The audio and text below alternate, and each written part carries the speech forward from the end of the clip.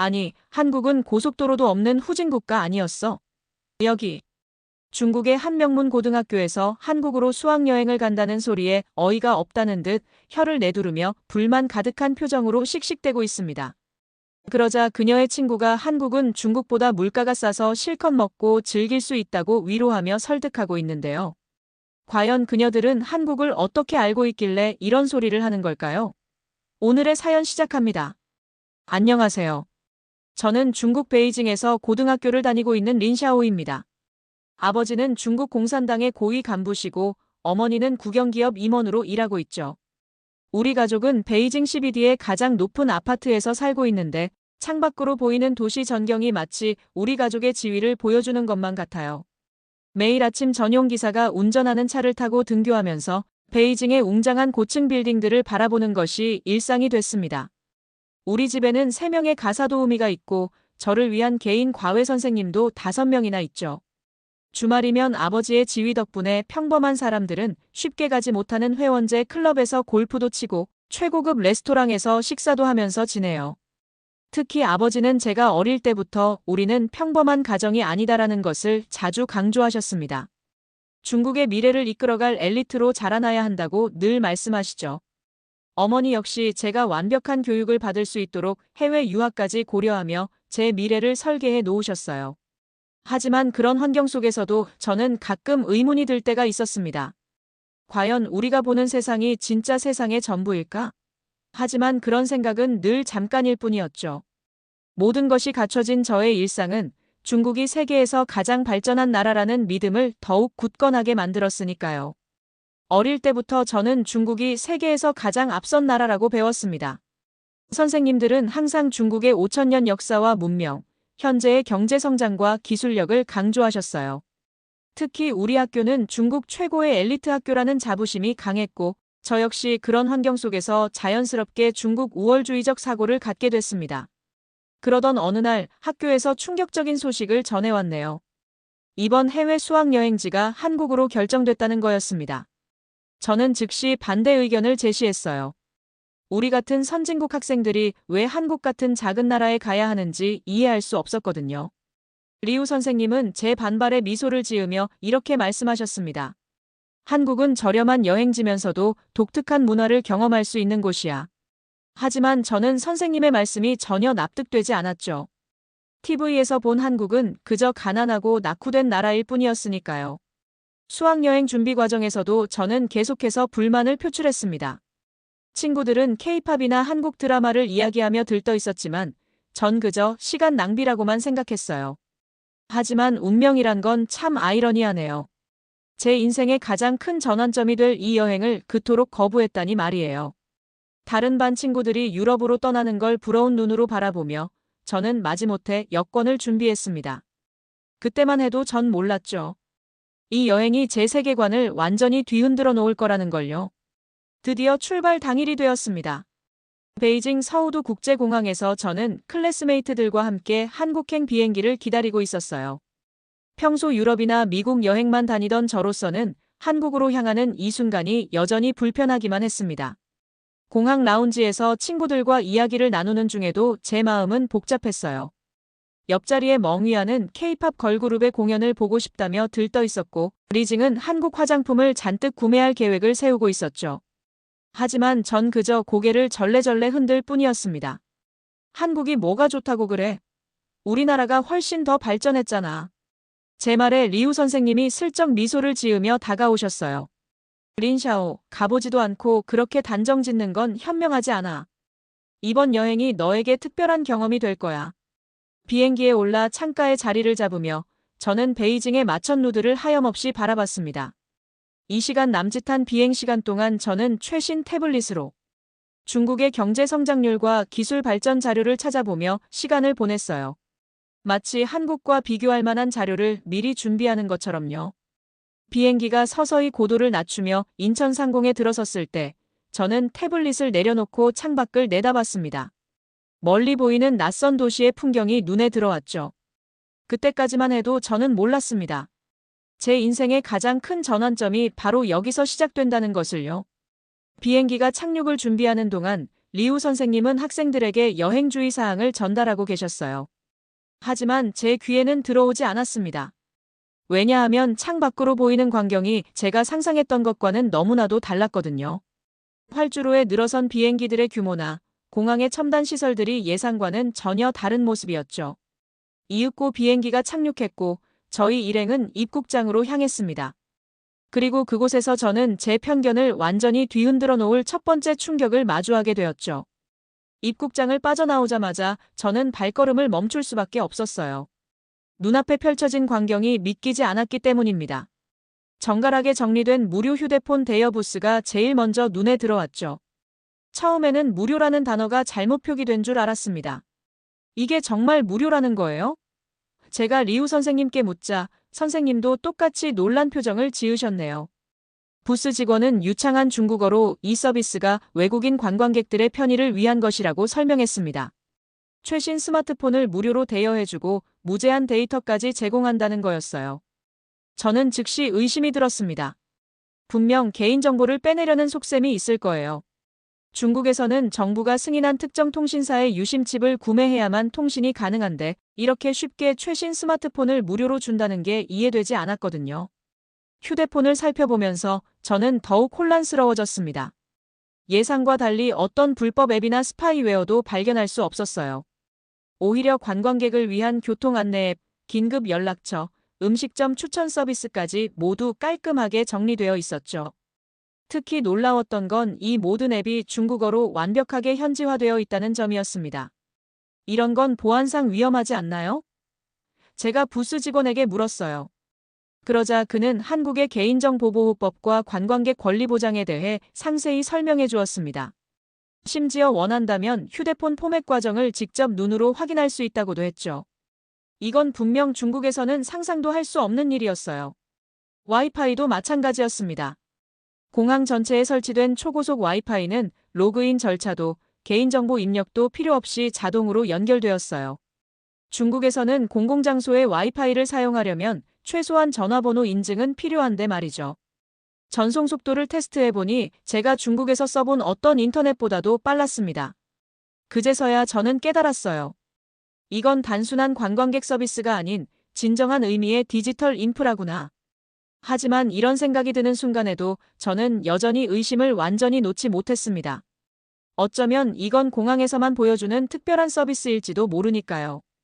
더 놀라운 건 그 다음이었습니다. 공항 곳곳에 설치된 키오스크에서는 실시간 교통정보와 관광 안내가 8개 국어로 제공되고 있었어요. 심지어 로봇 안내원이 돌아다니며 길 잃은 관광객들을 도와주고 있었죠. 이건 분명 과시용일 거야. 리우 선생님이 작은 목소리로 말씀하셨어요. 공항에만 이런 걸 해놓고 실제 도시는 전혀 다를 거야. 저도 고개를 끄덕였지만 가방을 찾으러 가는 동안 본 자동화 시스템들은 분명 과시용 이상이었습니다. 수화물 찾는 곳에서는 또 다른 놀라움이 기다리고 있었어요.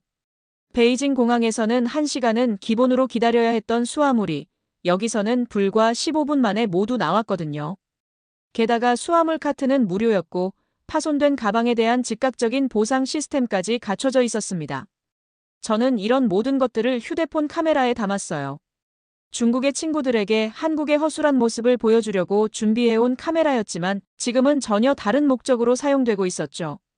출구로 향하는 길에 우리 일행은 렌터카 데스크에 들렀습니다. 그리고 그곳에서 저는 두 번째 충격을 맞이하게 되었어요. 공항을 빠져나와 렌터카 데스크에 도착했을 때 저는 이제 더 이상 놀랄 일은 없을 거라 생각했습니다. 하지만 제 예상은 완전히 빗나갔어요. 학생들은 운전면허가 없으니 저희가 운전해드리겠습니다. 렌터카 직원이 친절하게 설명을 이어갔어요. 차량에는 최신 AI 내비게이션이 탑재되어 있고 실시간 교통정보와 사고 위험 구간 알림, 주변 맛집 정보까지 모두 제공됩니다. 저는 속으로 비웃었습니다. 중국의 바이두 내비게이션도 그 정도는 기본으로 제공하니까요. 하지만 제가 탄 차량의 내비게이션 화면을 보는 순간 그런 오만한 생각은 순식간에 사라졌어요. 대형 디스플레이에는 증강현실 기반의 길 안내가 펼쳐졌고 차선 변경이나 사고 위험까지 미리 알려주었습니다. 심지어 음성인식은 중국어를 완벽하게 이해했어요. 근처 중국 식당 찾아줘라고 말하자 별점과 리뷰, 웨이팅 현황까지 한 번에 보여주더군요. 차량 내부는 그야말로 달리는 스마트 공간이었습니다. 공기청정 시스템은 실시간으로 차량 내 공기질을 분석했고 좌석마다 설치된 태블릿으로는 한국의 관광 정보를 검색할 수 있었어요. 문득 궁금증이 생겼습니다. 혹시 여기서는 유튜브가 되나요?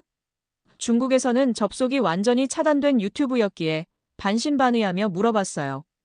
운전기사님은 당연하다는 듯이 대답하셨죠. 여기서는 다 돼요. 유튜브, 구글, 페이스북 모두 자유롭게 사용할 수 있답니다. 저도 모르게 태블릿으로 유튜브를 열어보았어요. 순식간에 화면이 열리며 전 세계의 영상들이 제 눈앞에 펼쳐졌습니다. 평소 우회 접속으로도 보기 힘들었던 콘텐츠들을 이렇게 자유롭게 볼 수 있다니. 옆자리의 멍위안도 놀란 눈으로 저를 바라봤어요. 특히 놀라웠던 건 스마트 하이패스 시스템이었습니다. 중국에서는 고속도로 통행료를 내기 위해 반드시 정차해야 하는데 이곳에서는 차량이 속도를 줄이지 않고도 자동으로 결제가 이루어졌어요. 리우 선생님은 여전히 불편한 기색이 역력했습니다. 이런 첨단 장비들 분명 수입품일 거야. 하지만 운전기사님의 설명은 달랐어요. 이 모든 시스템이 한국 기업들의 기술이라는 거였죠. 서울로 향하는 고속도로에 들어서면서 저는 창밖으로 스쳐 지나가는 도시의 풍경을 유심히 살폈습니다. 깔끔하게 정비된 도로, 그 위를 달리는 전기차들, 곳곳에 설치된 충전소까지. 이건 분명 제가 알고 있던 한국의 모습이 아니었어요. 차량이 서울 시내로 들어설 무렵, 저는 중국 SNS에 올리려고 준비해뒀던 글들을 하나둘 지우기 시작했습니다. 그리고 새로운 제목을 적었어요. 내가 몰랐던 한국의 모습. 하지만 이건 시작에 불과했죠. 진짜 놀라운 일들은 이제부터였으니까요. 서울로 향하는 고속도로는 제가 알던 도로와는 전혀 달랐습니다. 처음에는 중국의 고속도로보다 차선이 적다는 점에서 실망했어요.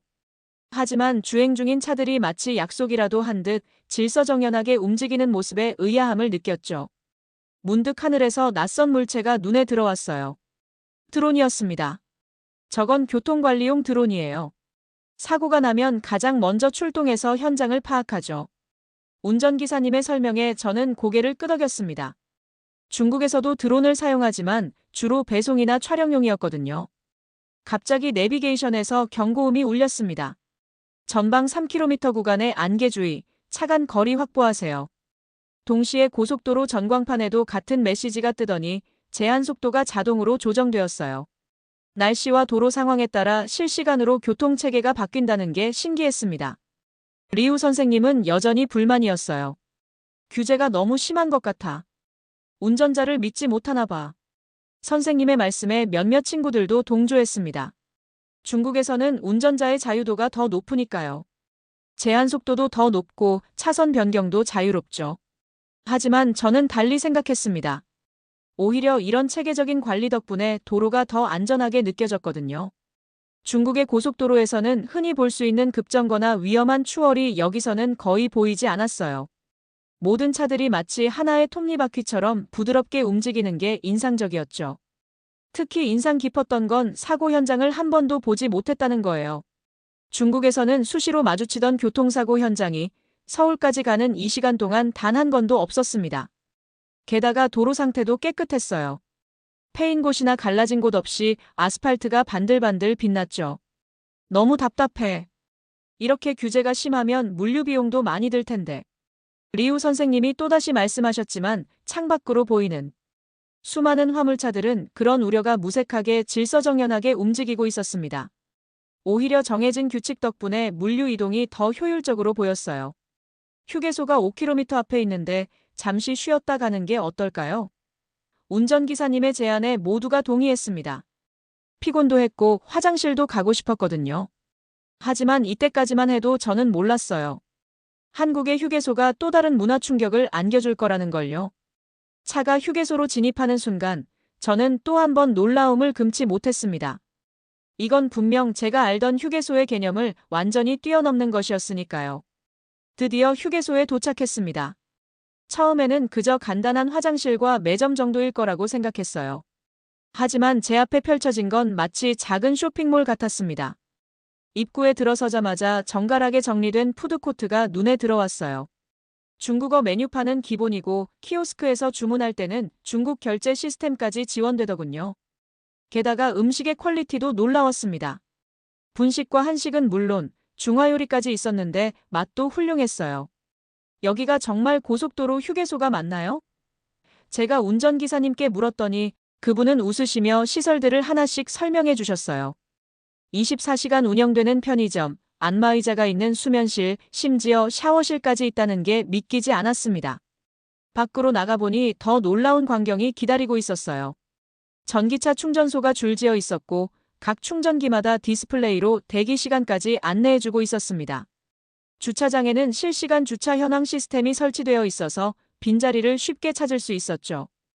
휴게소 한쪽에는 작은 공원도 있었어요.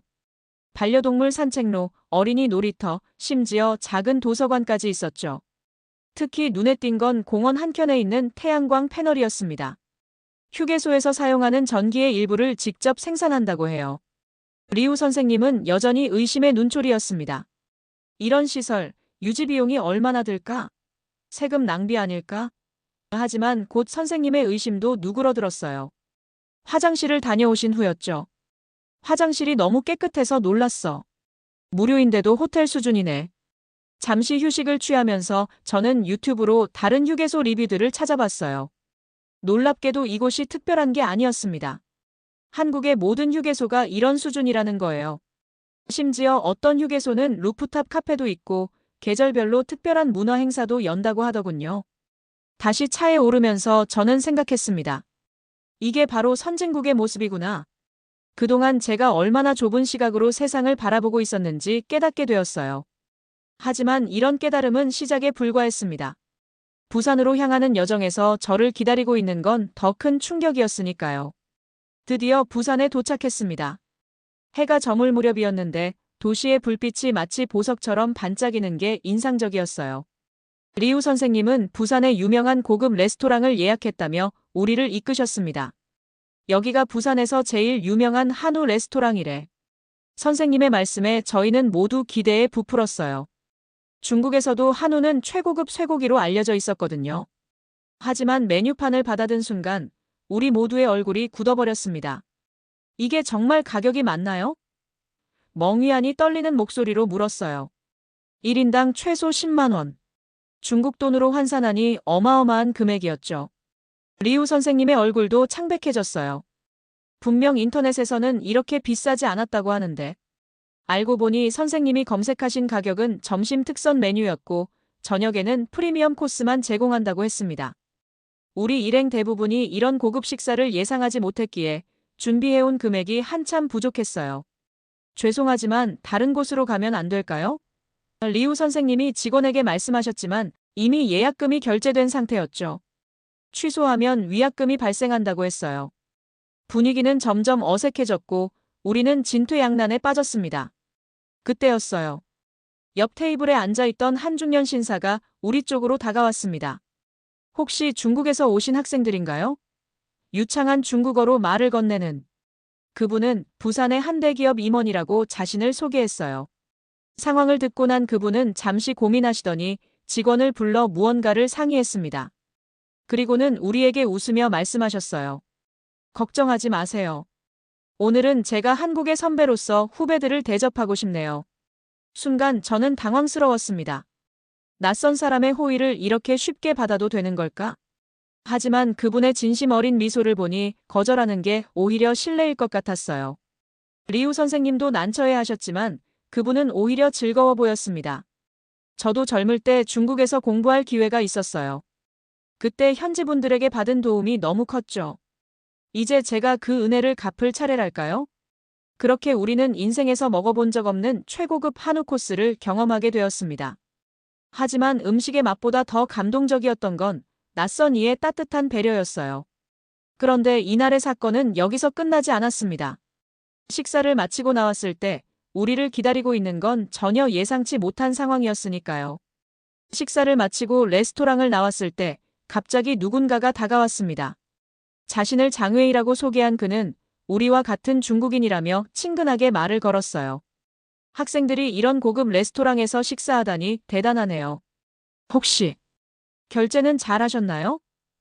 그의 말에 리우 선생님이 잠시 당황하는 기색을 보이셨어요. 아까 있었던 일을 어떻게 알았을까 하는 의구심이 들었지만 그의 친절한 태도에 경계심은 금세 누그러들었습니다. 장외인은 자신이 부산에서 10년째 살고 있는 교포라고 했어요. 제가 아는 환전소가 있는데 거기가 환율이 제일 좋아요. 필요하시다면 안내해드릴 수 있는데. 리우 선생님은 잠시 고민하시다가 동행을 허락하셨습니다. 하지만 그가 우리를 데려간 곳은 환전소가 아닌 어두운 골목이었어요. 그곳에는 이미 2명의 남자가 기다리고 있었죠. 여기 중국인 학생들이 돈이 좀 필요하다는데. 장웨이의 목소리가 갑자기 차가워졌습니다. 리우 선생님은 창백한 얼굴로 자리를 피하려 하셨어요. 하지만 그들은 우리를 쉽게 놓아주지 않았습니다. 돈을 빌려주면 되잖아. 이자도 그리 높진 않아. 한 달에 30%뿐이야. 저는 그제서야 상황을 깨달았어요. 이들은 불법 사채업자였고 레스토랑에서부터 우리를 지켜보고 있었던 거죠. 중국인이라고 믿고 따라왔던 우리의 순진함을 이용한 것이었습니다. 지금 당장 경찰에 신고하겠습니다. 제가 용기를 내어 말했어요. 그러자 장회의가 비웃듯이 말했습니다. 신고해봐. 여긴 우리 구역이니까. 하지만 그때였어요. 골목 입구에서 갑자기 순찰차의 불빛이 비춰왔습니다. 알고 보니 레스토랑 지배인이 우리가 수상한 사람과 함께 나가는 것을 보고 신고를 했다고 해요. 장회의와 그의 일행은 순식간에 사라졌고 우리는 겨우 위험한 상황을 모면할 수 있었습니다. 경찰서에서 진술을 마치고 나오는 길에 저는 깊은 생각에 잠겼어요. 나 같은 중국인이라고 믿었던 사람에게 이런 일을 당하다니. 하지만 더 놀라웠던 건 한국 경찰의 신속한 대응이었습니다. 신고 후 불과 3분 만에 현장에 도착했다는 사실이 믿기지 않았어요. 이 사건은 제게 큰 교훈을 주었습니다. 국적이 같다고 해서 무조건 신뢰할 수는 없다는 것, 그리고 한국의 치안 시스템이 생각보다 훨씬 체계적이라는 것을요. 그날 밤 호텔로 돌아가는 길에 저는 많은 것을 깨달았습니다. 하지만 이건 시작에 불과했어요. 호텔로 돌아온 그날 밤, 저는 잠을 이룰 수 없었습니다. 창밖으로 보이는 부산의 야경을 바라보며 이번 여행에서 겪었던 모든 일들이 주마등처럼 스쳐 지나갔어요. 처음 한국행 비행기를 탈 때만 해도 저는 이곳을 무시하는 마음뿐이었습니다. 하지만 불과 며칠 만에 제 생각은 완전히 바뀌었어요. 인천공항에서 마주한 최첨단 시스템들, 고속도로의 완벽한 교통체계, 휴게소의 놀라운 시설들. 모든 것이 제가 알고 있던 한국의 모습과는 달랐죠. 특히 오늘 있었던 일은 제게 큰 충격을 주었습니다. 레스토랑에서 만난 그 중년 신사의 따뜻한 배려와 장회의 일당을 신속하게 검거한 경찰의 전문성이 대조적으로 떠올랐어요. 같은 중국인에게 당할 뻔했던 사기를 낯선 한국인들이 막아준 아이러니한 상황이었죠. 휴대폰을 열어보니 부모님께 보낼 뻔했던 메시지들이 눈에 들어왔습니다. 한국은 우리보다 훨씬 뒤처진 나라예요. 여기 오길 정말 후회해요 같은 내용들이었죠. 부끄러운 마음에 하나씩 지우기 시작했어요. 그동안 제가 얼마나 편협한 시각으로 세상을 바라보고 있었는지 깨달았습니다. 중국의 뉴스와 교과서에서 배운 내용만 믿고 실제 모습은 보려고도 하지 않았던 거죠. 한국은 제가 생각했던 것보다 훨씬 발전된 나라였고 더 중요한 건 그 발전이 겉모습에만 있는 게 아니라는 거였어요. 도시의 인프라, 시민들의 질서의식, 타인을 배려하는 문화. 이 모든 것들이 조화롭게 어우러져 하나의 선진사회를 만들어내고 있었습니다. 특히 인상 깊었던 건 이런 시스템이 특별한 곳에만 있는 게 아니라 일상 곳곳에 녹아있다는 점이었어요. 창밖으로 보이는 도시의 불빛들이 마치 제게 말을 걸어오는 것 같았습니다. 내가 알던 세상은 이것보다 훨씬 더 넓어. 그래요. 이제야 저는 진정한 세상을 보기 시작한 걸지도 모르겠네요. 침대에 누워 천장을 바라보며 생각했습니다. 내일은 어떤 새로운 발견이 저를 기다리고 있을까? 이제는 두렵지 않았어요. 오히려 설렘이 가득했죠. 아직 여행은 끝나지 않았으니까요. 마지막 날 아침, 저는 일찍 일어나 호텔 루프탑에서 부산의 일출을 바라봤습니다. 해운대의 수평선 위로 떠오르는 태양을 보며 이번 여행이 제게 준 의미를 곱씹어봤어요.